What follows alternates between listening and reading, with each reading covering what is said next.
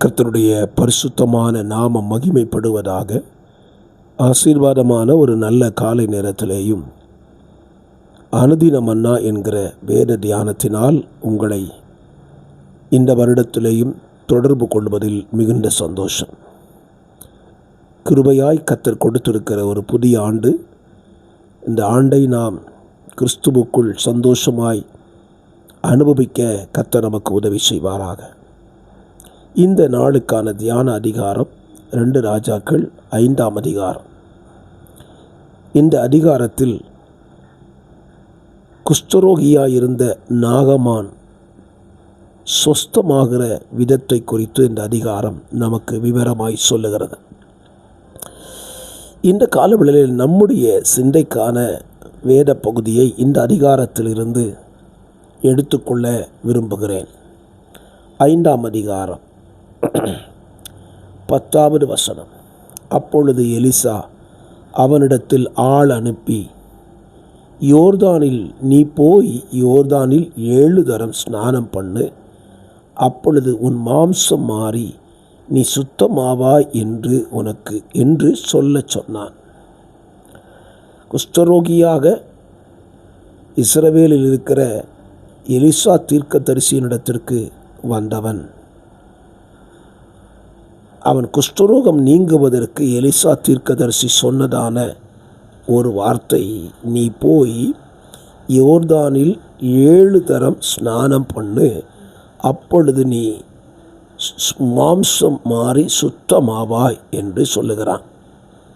ஆம், என்னை கேட்கிற அருமையான கர்த்தருடைய பிள்ளைகளே, நம்முடைய வாழ்க்கையில் அற்புதங்களை நாம் காண வேண்டுமானால் கர்த்தர் நமக்கு சொல்லுகிற வார்த்தைக்கு நாம் கீழ்ப்படிய வேண்டும்.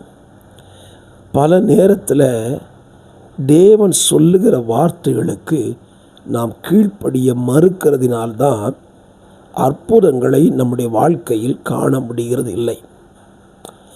இந்த நாகமானுக்கு சுகத்தை பெற்றுக்கொள்வதற்கு சுலபமாய் சொல்லப்பட்ட ஒரு வார்த்தை, யோர்தானில் 7 தரம் முழுகி ஸ்நானம் பெற வேண்டும்.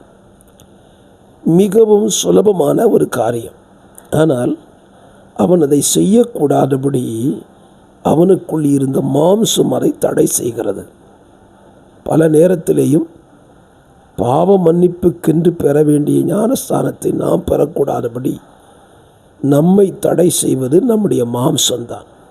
மாம்ச சிந்தைகள் தான் அதை தடை செய்கிறது. ஆனால் அந்த மாம்ச சிந்தையை உடைத்த அவனுடைய வேலைக்காரர்களுக்காக கர்த்தரை துதிக்கிறேன். இன்றைக்கும் உங்கள் வாழ்க்கையில் தேவ சித்தத்தை செய்ய விடாமல் தடை செய்கிற மாம்ச தடைகளை உடைக்கிற தேவனுடைய வேலைக்காரர்களுக்காக கர்த்தரை துதியுங்கள். அந்த வேலைக்காரருடைய வார்த்தைகள் நாகமானை மாற்றிட்டு பாருங்க, அவன் அந்த வார்த்தைக்கு கீழ்ப்படுகிறான். அவன் குஷ்டரோகம் நீங்கி சுஸ்தமாகவும் செய்கிறான். அப்படியானால் அற்புதங்களுக்கு கீழ்ப்படிதல் என்பது மிக முக்கியமானதே. கீழ்ப்படிந்தான் அற்புத சுகத்தை பெற்றுக்கொண்டான். உங்கள் வாழ்க்கையிலேயும் இந்த வருஷத்தை ஆரம்பிக்கிற நீங்கள் எந்தெந்த வார்த்தைகளுக்கெல்லாம் கர்த்தருக்கு கீழ்ப்படியணுமோ அதை கீழ்ப்படிய ஒப்பு கொடுங்க. உங்களால் அற்புதங்களை காண முடியும். பாருங்கள், இதே அதிகாரத்தில் கீழ்ப்படிந்து அற்புத சுகத்தை பெற்றுக்கொண்ட நாகமானையும் படிக்கிறோம். ஆனால் நாகமானிடத்திலிருந்து வெளியேறின குஷ்டரோகத்தை நன்றாயிருந்த ஒரு மனிதன் தன் வாழ்க்கையில் பெற்றுக்கொண்டானே, எத்தனை வேதனை பாருங்கள். ஒரு ஊழியனோடு இருந்ததான ஒரு கேயாசி. நாகமான் சுகமடைந்து விட்டான். கேயாசியோ பைபிள் எழுதப்பட்டிருக்கிறது, குஷ்டரோகியாய் எலிசாவை விட்டுவிட்டு தன் வீட்டுக்கு போனான். ஏன்? இந்த கேயாசி என்ன தவறு செய்து விட்டான்? கேயாசியின் வாழ்க்கையிலே குஷ்டரோகம் வருவதற்கான காரணம் என்ன? நாகமானின் வாழ்க்கையில் குஷ்டரோகம் நீங்க காரணம் கீழ்ப்படிதல்.